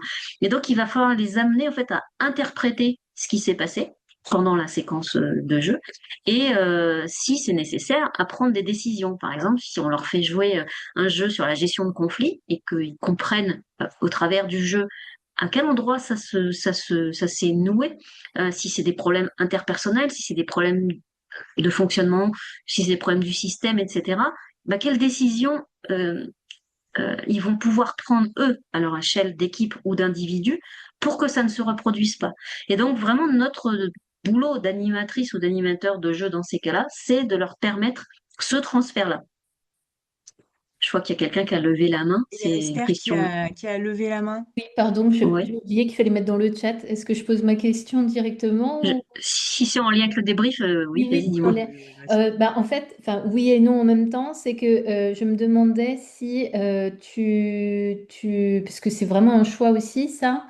Est-ce que toi, tu fais partie de ceux qui, dès la consigne en amont, justement, explicite que justement, bien sûr, le jeu va permettre cette métaphore avec ensuite cette réflexion à l'issue du jeu sur leur situation et leur vécu professionnel, mais que là, on utilise le temps du jeu pour, voilà, on ne travaille pas sur un cas concret de l'entreprise et on déporte sur un jeu, mais que bien sûr, l'objet du jeu, ce sera bien d'en retirer des enseignements, etc., pour l'équipe. Hmm. Tu l'annonces en Alors, fait un petit peu, sans tout déjà dévoiler, bien sûr, mais est-ce que tu annonces quand même ça, tu l'explicites? j'ai pas de réponse uniforme parce que ça dépend des Bon. contextes, ça dépend du type de jeu que je vais utiliser. Déjà, quand ils voient physiquement une boîte de jeu, ça leur fait pas le même effet que si j'arrive avec une liberating structure ou une innovation game, évidemment, puisque pour eux, un cadre de type liberating structure ou innovation game, ils le perçoivent pas comme un jeu spontanément. Alors que si j'arrive avec ma boîte de jeu, je vous ai montré Pizza Rush tout à l'heure ou Engrenage, évidemment, ils vont se dire, ah, on joue. Moi, j'utilise pas le mot jeu. Je vais leur dire, je vais vous proposer en fait une activité. Je vais vous proposer pour aller vers ce pourquoi on est là, parce que je donne du sens à l'objectif. Mais je ne dis pas forcément ce qui est censé révéler le jeu, puisqu'encore une fois, moi, je vais m'adapter à l'émergent. Il faut que le jeu, il révèle des choses. Et comme je l'ai dit, il arrive que parfois, il ne se passe rien et qu'il n'y a rien qui émerge, ce qui en soi est déjà une information intéressante. Enfin, moi, je sais qu'en tant que facilitatrice ou consultante, d'ailleurs, des fois, j'ai les deux casquettes, hein, euh, quand il se passe rien, je me dis pas, mince, j'ai échoué dans mon activité. Je me dis ça parle vachement de l'équipe. Si c'est, enfin, sauf si c'est moi qui ai fait n'importe quoi, mais j'ai exclu là volontairement cette option. Mais normalement, si j'ai bien fait mon boulot, que j'ai bien préparé mon cadrage, s'il se passe rien, c'est il y a un mécanisme qui s'est produit là dans l'équipe qui fait que quelque chose n'émerge pas. Alors soit, parfois, c'est une personne qui va poser problème et le collectif ne s'exprime pas tant que cette personne est là. Ça peut arriver. Parfois, c'est le jeu qui a pas, il n'a pas fonctionné, donc ils sont pas très convaincus et ils n'arrivent pas à redescendre. Ça peut arriver aussi, c'est plus rare, mais ça peut arriver. Moi, je donne toujours l'intention. Alors, y compris parce que je vous ai parlé du jeu que j'ai créé, là, le jeu sur l'histoire de la formation à distance. J'avais des gens qui étaient résistants au changement sur la formation à distance, mais j'avais aussi des gens qui étaient résistants à la notion de jeu. Quand je suis arrivée avec mon petit truc, là, ils ont dit, en gros, on est des directeurs et des directrices, on a passé l'âge de ces conneries. Ils l'ont pas dit comme ça parce qu'ils étaient assez polis, mais ils n'avaient pas du tout envie de jouer. Moi, je leur ai pas dit, venez, on va jouer. Je leur dis, je vous explique pourquoi j'ai fait le choix de vous faire passer par cette étape, parce qu'en fait, elle va nous permettre ensemble de poser les enjeux qu'il y a derrière ce passage à la formation à distance. À quoi ça peut répondre, mais aussi, je vous rassure, à quel endroit vous avez raison de dire que c'est pas possible partout. Donc je les rassure, mais après je laisse faire. Et d'un groupe à l'autre, franchement, il s'est jamais passé la même chose. Et pourtant, j'ai animé ce jeu pendant 3 ans. En tout, je crois que j'ai formé, accompagné 500, 600 directeurs, directrices en tout. Il ne s'est jamais passé 2 fois la même chose. Jamais. Donc, et il y a des moments où c'est vrai, l'émergence était beaucoup plus light que dans d'autres groupes où c'était la révélation, où ils me disaient, mais c'est fou, enfin, j'ai l'impression que tu viens de m'ouvrir une porte que j'avais même jamais vue, j'avais même pas compris qu'il y avait une porte à cet endroit-là. Donc, et puis d'autres qui disaient, ouais, je sais pas, parce que bon, évidemment, on fait pas, quand on fait de la conduite de changement, on s'attend pas à ce que les gens ils changent en 2 heures. On essaye d'enclencher des processus. Donc voilà, j'ai pas de réponse absolue parce que ça dépend du cadre, ça dépend du contexte. Moi, je précise toujours pourquoi j'arrive avec ces intentions-là. Et j'ai toujours un plan B d'ailleurs, parce que si une équipe a vraiment pas envie du cadre que je leur propose, du cadre gamifié en l'occurrence, ben je vais faire autrement. Sauf à ce que vraiment je pense qu'il n'y ait pas d'autre option que celle-là. Et auquel cas, je l'argumente, parce que je suis assez forte en argumentation. J'arrive rarement avec un jeu gadget. Hein. J'arrive parce que je pense que c'est le bon outil au bon endroit. Donc j'argumente ça, et donc quand même, il résiste pas tant que ça. Mais ça m'est arrivé une fois ou deux de me dire, bon, là, je pense quand même que je me mets plus un boulet au pied qu'autre chose. Donc, je suis revenue vers le groupe et je leur ai dit, OK, j'ai entendu, vous n'avez pas envie de faire ça. Alors, du coup, vous allez m'expliquer comment vous aimeriez qu'on aille ensemble à l'objectif. Et on a co-construit un autre type de déroulé. Mais bon, c'est pas forcément le plus confortable, en tout cas, ça c'est sûr. Voilà, j'espère que j'ai répondu à ta question. sur le débrief. Que oui. Ouais, ok, merci. Donc voilà, sur le débrief, je vais m'arrêter là parce que encore une fois, il y aurait beaucoup de choses à dire, mais après c'est un débrief, il est propre quasiment à chaque jeu ou chaque activité. On le conduit pas de la même manière en fonction de son intention de départ et de l'objectif qu'on a avec l'équipe. Certains jeux intègrent le débrief dans les manches. D'autres jeux ne l'intègrent pas et donc il faut se le construire soi-même. Enfin, c'est très très très très variable. Voilà, en tout cas, je vais m'arrêter là, sauf si vous avez des questions, on y reviendra, bien sûr. Super. Du coup, c'est que là, on arrive lentement, mais sûrement, enfin lentement, même très rapidement, mais sûrement, bientôt en fin de session.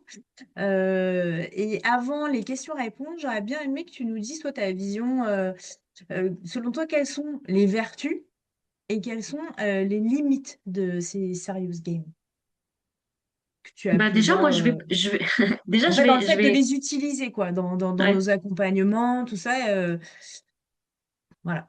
Oui, Est-ce oui, que... oui, oui. Bah, en plus, c'est un vrai sujet parce que ça reste des outils, hein. Encore une fois, le jeu utilisé dans un accompagnement auprès d'une équipe, c'est pas le jeu qu'on joue en famille le soir pour se faire plaisir. Donc, il a forcément des vertus, mais il a des travers aussi. Mais je vais faire une petite pirouette. Je vais pas répondre tout de suite à ta question.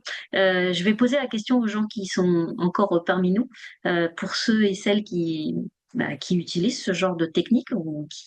Qu'est-ce que vous voyez, vous, comme vertu déjà? Vous pouvez écrire dans le chat ou ouvrir vos micros, enfin, lever la main peut-être parce que ce sera compliqué sinon de s'entendre. Mais dites-moi ce que vous avez repéré, vous, comme vertu, puis après je ferai une synthèse avec vous où je vous donnerai mes propres éléments. Puis on s'intéressera aux limites aussi, parce qu'il y a, comme je l'ai dit, il y a des choses qui marchent pas avec le jeu, comme tout outil. Oh. Donc, Alors, je vois. tu les lis, enfin, tu les vois, Ingrid? Tu les Ouais, lis? faire un pas de côté, lâcher prise, sortir la tête du cadre, si ce n'est du guidon, créer de la cohésion face à un challenge, les liens se créent plus rapidement, donner la parole à chacun, effacer les différences, faire émerger l'inconscient, faciliter l'expression, se mettre ici et maintenant, oublier la formation. Ouais, tout ça c'est vrai. Je suis assez d'accord avec ce que vous avez mis. Euh, il a une des premières vertus, je trouve, des jeux, c'est que euh, les gens sont contents parce que ça les change des cadres classiques d'intervention. Donc déjà rien que ça, ils apprécient parce que c'est un peu innovant, c'est différent en tout cas de ce à quoi ils sont habitués. Donc déjà ils aiment bien ça. Quand c'est des vrais jeux au sens physique hein, du terme. Euh, avec des conditions de victoire, etc. Et qui se prennent au jeu, parce qu'il y a quand même beaucoup de gens hein, qui ont un profil de joueur qui aiment jouer. D'un seul coup, ils lâchent prise. Enfin, même s'ils ils sont un peu en réserve parce qu'ils ont des collègues avec eux, en vrai, ils lâchent prise et leur personnalité de joueur prend le dessus par rapport à leur personnalité d'équipier, de manager, etc. Ce qui d'ailleurs est très intéressant à débriefer. Il y a des fois, il y a des comportements en tant que joueur qui arrivent, les autres le regardent, mais je t'ai jamais vu comme ça. Qu'est-ce qui s'est passé? Parce que ça vient activer, ça vient exciter un peu des envies de gagner pour certains, ou des envies au contraire de coopérer pour d'autres. Il y a des gens qui supportent pas qu'il y ait une question du temps, un timer, ils perdent tous leurs moyens, etc. Donc tout ça se débriefe, hein, tout ça est intéressant en soi. Mais si c'est pas l'objectif, on va pas s'intéresser forcément à ça. Mais on va dire que c'est déjà un outil qui est engageant, le jeu. Pour la plupart des gens, encore une fois, il y a des exceptions, hein, mais pour la plupart des gens, c'est un jeu en soi, c'est un outil qui est engageant. Ils se disent, oh, chouette, chouette, on va se faire plaisir, ça sort un peu de l'ordinaire, et puis ils prennent du plaisir. Ils lâchent prise, comme vous l'avez écrit très justement dans le chat, ils lâchent prise. Donc ça, c'est une grosse vertu, ça, le lâcher prise, parce qu'on en a besoin pour les faire, pour aller jusqu'à l'émergence. Donc, il y a ça. Et puis après, il y a aussi des phénomènes qui sont plus documentés par les neurosciences, hein, c'est en termes de mémorisation, euh, parce que le jeu provoque beaucoup d'émotions. qui peuvent être des émotions qui génèrent un état positif, comme des émotions qui génèrent un état de nervosité, de frustration, etc. Peu importe, on s'en fout. L'émotion en soi, elle est intéressante parce qu'ils vont se rappeler, ils vont se dire ah ouais, je me rappelle quand on avait fait ça, il s'était passé ça, et ils vont l'associer en fait à ce moment précis. Donc c'est aussi pour ça qu'on aime utiliser les jeux pour cette dimension qu'elles génèrent des émotions fortes qu'on ne génère pas de la même manière si on n'a pas cet outil. En fait, c'est un outil qui est particulièrement actif pour les émotions. Et puis, si les choses sont bien faites, normalement, on laisse personne de côté. Donc, dans un jeu, tout le monde est engagé. C'est pas trois personnes de l'équipe qui prennent la parole tout le temps, qui donnent les idées pour les autres, etc. Dans un jeu, tout le monde a son rôle, tout le monde fait quelque chose. Et donc, c'est pas du tout la même construction qu'un atelier où vous avez des gens qui prennent le lead et d'autres qui, du coup, écoutent, se mettent en retrait. Dans un jeu, en théorie, tout le monde fait quelque chose. Donc ça, c'est quand même une grosse vertu, l'engagement. Par exemple, si je reviens à la méthode Lego Serious Play, c'est même dans les principes, dans les fondamentaux de la méthode, personne n'a le droit de ne pas jouer, personne n'a le droit de ne pas s'exprimer. Il faut absolument s'exprimer, tout le monde s'exprime et donc exprime aussi sa singularité, ce qui ne serait pas forcément évident dans un autre cadre.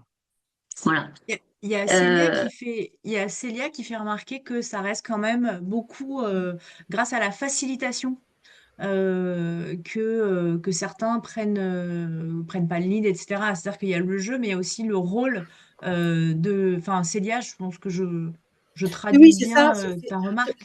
Disons que c'est mon ressenti. La petite pratique que j'ai, c'est qu'effectivement, si la facilitatrice ou le facilitateur ne guide pas vraiment, tu as effectivement les profils qui ressortent et donc certains qui vont vite prendre le lead, d'autres qui vont se mettre en retrait, il me semble, en tout cas. Et donc vraiment là, si c'est un jeu qui n'est pas vraiment facilité, c'est là où j'ai un petit bémol par rapport à ce que tu dis, de ma toute petite expérience. ça va dépendre encore une fois du jeu que tu utilises, ouais, par exemple, si on est sur des activités plus que sur des jeux, type Liberating Structure, Innovation Game, Agile Game, etc. euh, en effet, le rôle du facilitateur, il est prépondérant. Quand tu utilises des jeux physiques, c'est quand même plus compliqué d'avoir des gens en retrait. Mais tu as raison, il peut se passer des choses, y compris parce que dans la dimension, je parlais des personnalités des joueurs qui se révèlent, quand vous avez des joueurs qui sont là pour gagner, qui sont là pour écraser, ils sont prêts à tricher même d'ailleurs pour gagner, euh, forcément, en face, vous aurez aussi des gens qui, au contraire, vont s'effacer de ça. Ils vont dire non, mais moi je suis pas OK avec ça. Donc ils vont se mettre en retrait à ce moment-là. Et nous, en tant qu'animateurs, animatrices, c'est là qu'il faut qu'on le note et que soit on intervient en direct parce qu'il faut pas que ça se passe, soit on se dit ça au moment du débrief, je vais le reprendre parce que il y a clairement quelqu'un qui a pris le lead et qui a au travers du jeu, montrer qu'il était capable d'effacer d'autres personnes pour gagner. Et ça révèle tellement de choses en termes de comportement au sein d'une équipe. Donc voilà, euh, pour répondre à Célia. Je vois que Dorian a levé sa main. Oui, bonsoir Ingrid. Justement, je voulais rebondir sur ce que tu venais de dire. Dans une situation, par exemple, où quelqu'un triche ou quelqu'un est de mauvaise foi et du coup, d'autres participants se mettent un peu en retrait, est-ce que tu as déjà eu une expérience similaire? Peut-être nous partager Oui, comment tu as réagi toi, s'il te plaît, pour avoir une idée. ouais. Alors des gens qui trichent, j'en ai quasiment à chaque fois. Parce qu'il y a des gens pour qui c'est vraiment le driver, il faut gagner. Donc pour gagner, s'il faut tricher, on triche. C'est pas. Donc moi je suis en paix avec ça parce qu'encore une fois, le jeu, quand il est utilisé à vocation sérieuse, il est là pour faire émerger des prises de conscience.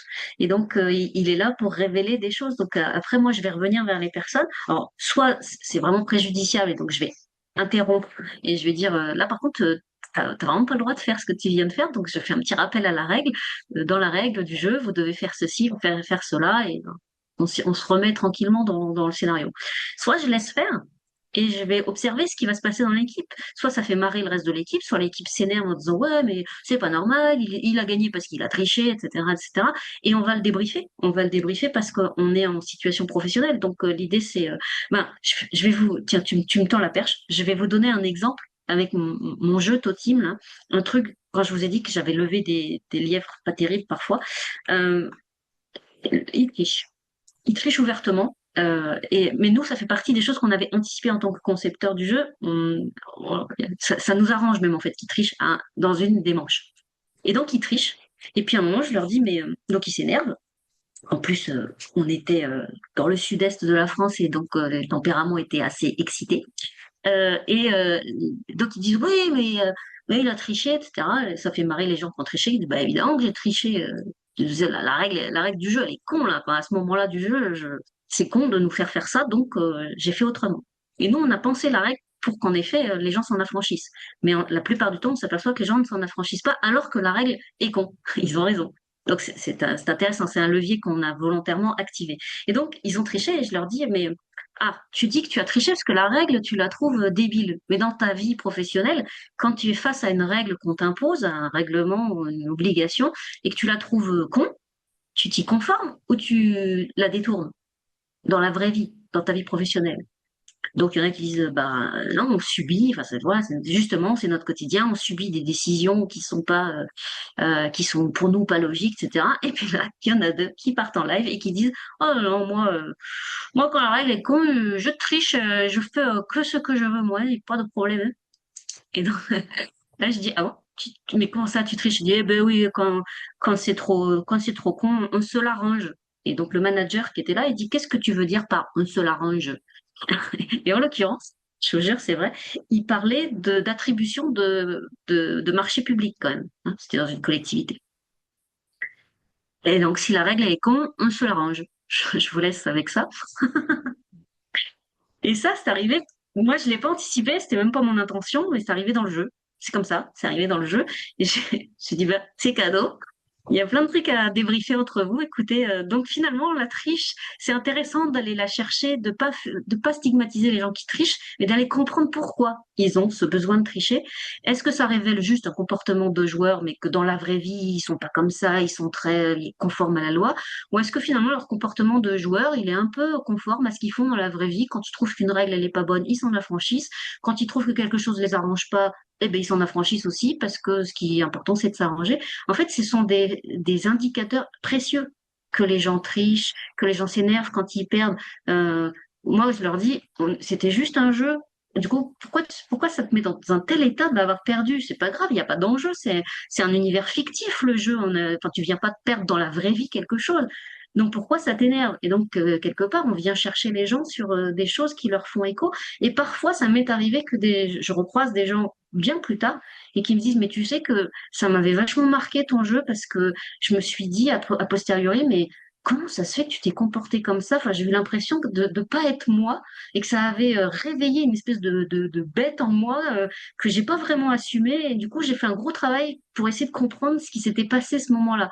Bon, encore une fois, moi, j'y allais pas pour faire du coaching individuel, mais en l'accueillant et en acceptant ça, au contraire, je mets jamais de couvercle dessus. Pour moi, toutes les situations sont intéressantes à débriefer au moment du jeu. Et donc, si c'est une situation individuelle, je vais essayer de la gérer avec la personne. Mais si ça a une incidence sur tout le groupe, je vais le travailler avec tout le groupe, ça c'est sûr. Voilà, donc ça c'était pour les vertus, parce que pour avancer quand même, hein, je vois l'heure.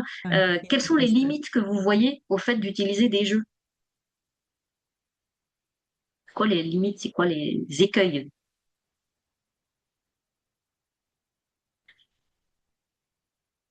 Quels sont les écueils, Esther? Est-ce que tu entends?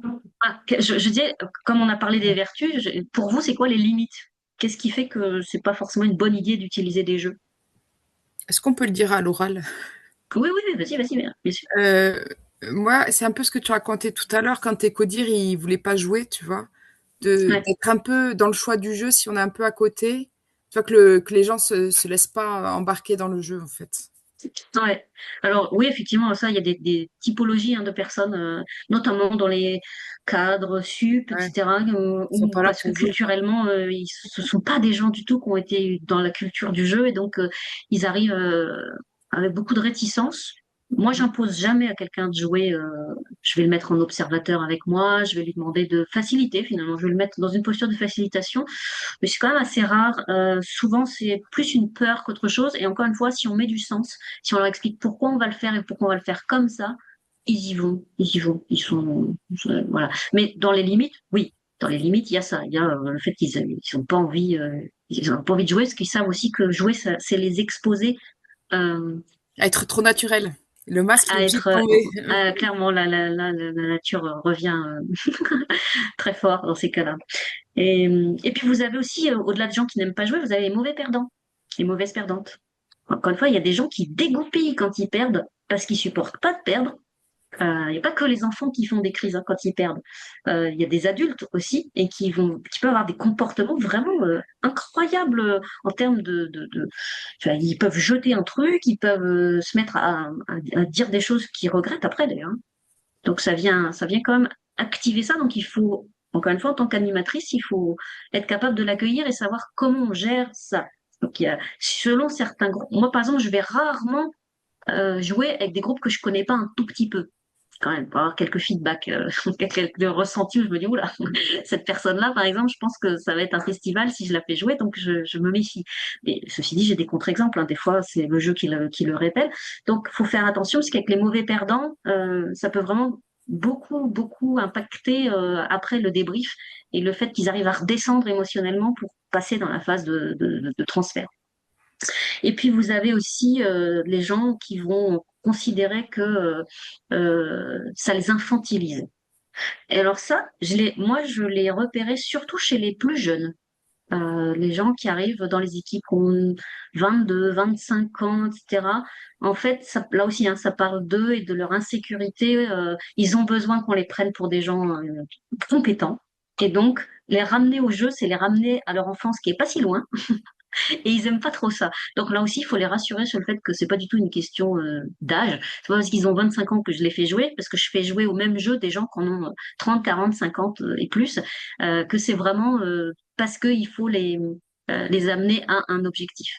Et dernier point que vous n'avez pas cité, je crois, enfin, moi que j'ai pas tout vu, mais une des grosses limites du jeu, c'est pour nous, les animateurs et les animatrices, c'est que c'est extrêmement chronophage pour préparer l'atelier, pour le jouer et le débriefer, ça prend beaucoup plus de temps que n'importe quel atelier plus classique. Donc, il faut être prêt à ça. Il faut être prêt à se dire, OK, au lieu d'y passer une demi-heure, on va y passer 1 heure et demie. Mais je pense que le résultat produit en vaudra la chandelle. Enfin, moi, c'est mon postulat, en tout cas. Il y a Euh, Sabrina qui lève la main.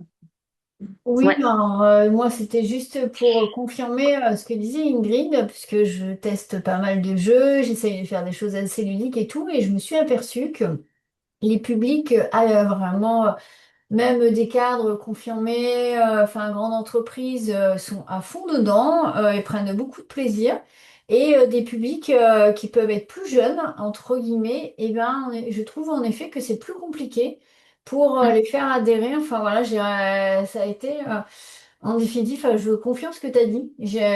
Autant on peut se mettre des freins, des obstacles en se disant que peut-être certains publics ne vont pas adhérer. Et bah, c'est tout le contraire. Pour ma part, en tout cas, tout ce qui est plus c'est élevé, plus c'est cadre, plus c'est en entreprise, je pense que c'est vraiment à lâcher prise. Plus c'est jeune, plus c'est compliqué. En Mais tout cas, encore une fois, dans mon moi expérience. j'ai compris, moi j'ai compris avec parce que ça m'est arrivé qu'un groupe où effectivement il y avait des gens qui étaient très jeunes et j'ai compris puisque je leur ai posé la question, j'étais surprise en fait de leur réaction au départ et j'ai compris que ils avaient l'impression qu'en faisant ça, je les prenais pour ce qu'ils n'étaient pas, à savoir des gens jeunes et un peu futiles. Et je leur dis mais pas du tout. Encore une fois, je vous rassure, ce type d'activité, je le fais que c'est pas une question d'âge, c'est ni une question d'âge, ni de sexe, ni de quoi que ce soit. C'est que cette activité-là, elle va nous amener à cet endroit-là et faites-vous plaisir et faites confiance au processus. Moi, je leur dis souvent ça. Je leur dis, faites-moi confiance à moi déjà et faites confiance au processus parce que je vous assure que le processus, il est cadré. J'ai un objectif avec vous. Je j'arrive pas ici en touriste. Si j'ai choisi cet objet-là, c'est que je pense qu'il est le meilleur pour aller là où on est censé aller.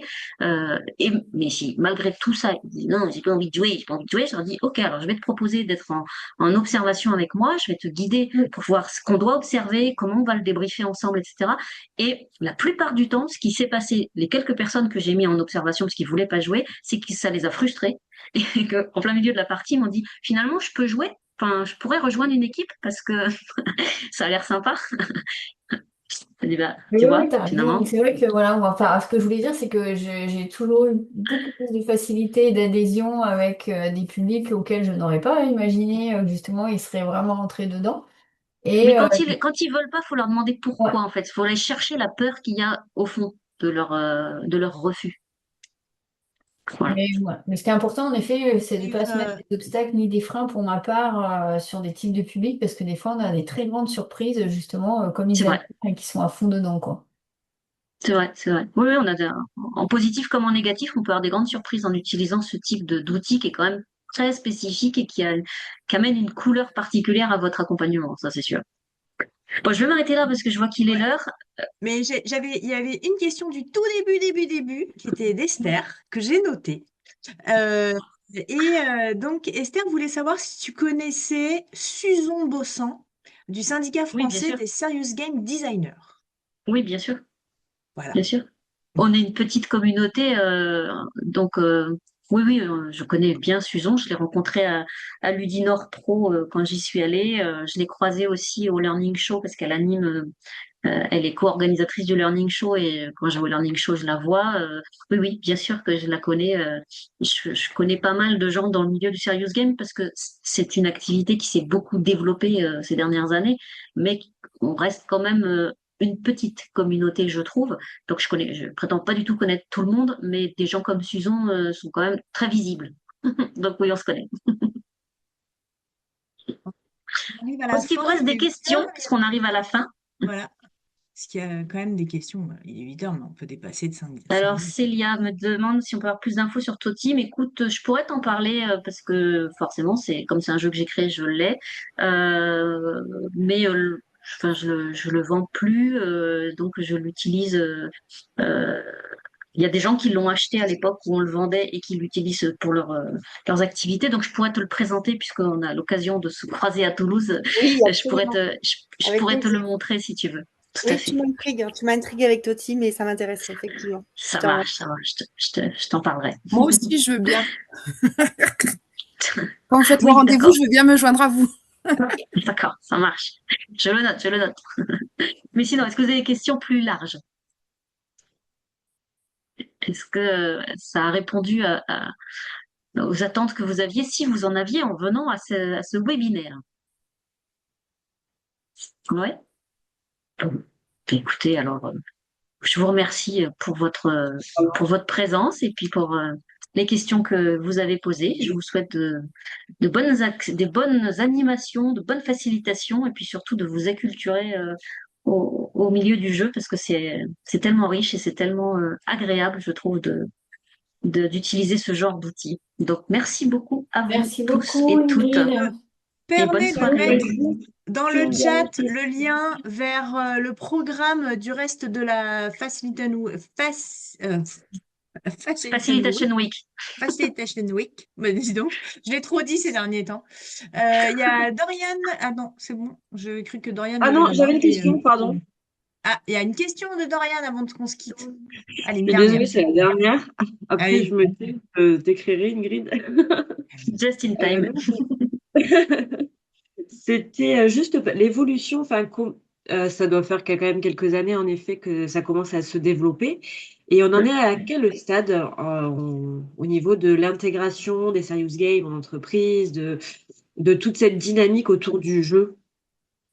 À ses débuts, au milieu, enfin, parce qu'on en Ah, je entend sais pas. beaucoup parler, mais Je enfin, sais pas voilà, répondre à c'est cette une question vision parce un que je peu n'ai plus pas globale. Non, j'ai pas de statistiques et forcément ma vision à moi elle est biaisée puisque je gravite dans ces milieux-là et donc je fréquente énormément de gens qui utilisent des jeux et donc je pourrais faire le raccourci de ah bah dis donc ça le vend en poupe, c'est vraiment utilisé partout. Non, en fait c'est un gros biais parce que dans ma communauté on en utilise beaucoup. Alors de fait, euh, par contre au niveau des statistiques de création de jeux ça, c'est exponentiel, hein. Déjà, les jeux grand public, c'est un truc de fou. Enfin, moi, quand j'avais 10 ans, par rapport aux enfants qui ont 10 ans aujourd'hui, l'offre de jeux grand public, déjà, elle est incroyable. On a des milliers de jeux qui sortent tous les mois. C'est un truc de fou. Et dans le monde du serious game, pareil, c'était tout à fait anecdotique il y a 20 ans de ça. Et aujourd'hui, il y en a énormément, énormément. Il y a de plus en plus de gens qui créent des jeux y compris des jeux pédagogiques. Hein, dans le monde de la formation, il y a quand même beaucoup de gens qui utilisent et qui créent des jeux. Et Esther parlait de Suzon, c'est pas pour rien qu'il y a un syndicat des serious games qui est apparu. C'est qu'il y avait j'imagine, moi, je n'en fais pas partie, mais j'imagine que le ressort principal, c'était il faut structurer la profession, il faut accompagner les gens qui sont dans ce domaine-là, etc. Donc, c'est un signal. À partir du moment où vous avez un syndicat, vous avez un collectif qui veut représenter les auteurs de jeux sérieux, c'est qu'il y a une communauté qui a énormément grossi et qui a besoin de réponses et d'aide dans son fonctionnement. Donc, ça, c'est sûr que ça a énormément évolué. Moi, je constate aussi qu'il y a de plus en plus d'entreprises, de collectivités, etc., qui vont vers ça, que les messages y passent mieux dans le milieu de la prévention, par exemple, dans le milieu du soin, le milieu social, etc. Il y a énormément de structures qui demandent à créer des jeux, à avoir des jeux, parce que c'est quand même un des meilleurs moyens pour faire passer les messages. Donc, je dirais que c'est plutôt une courbe très ascendante, mais je peux pas répondre de manière précise parce que je suis pas bien placée pour ça, je connais pas les statistiques. Je- mais je pense qu'on est vraiment au début. Je pense que Ok, ça va exploser dans les années qui viennent. super. Merci beaucoup. Merci beaucoup. Merci. C'était le mot de la fin. Merci, bonne Merci soirée. infiniment, Ingrid. C'était riche d'infos, d'apprentissage, d'expériences, tout ce dont on avait besoin. Bah écoute, merci à toi de m'avoir invité et de m'avoir aidé à animer cette session. Bon retour, bon appétit, enfin faites ce que vous voulez de votre soirée globalement et au plaisir de vous recroiser. Bonne Merci, soirée. Ingrid. Au revoir. Au revoir.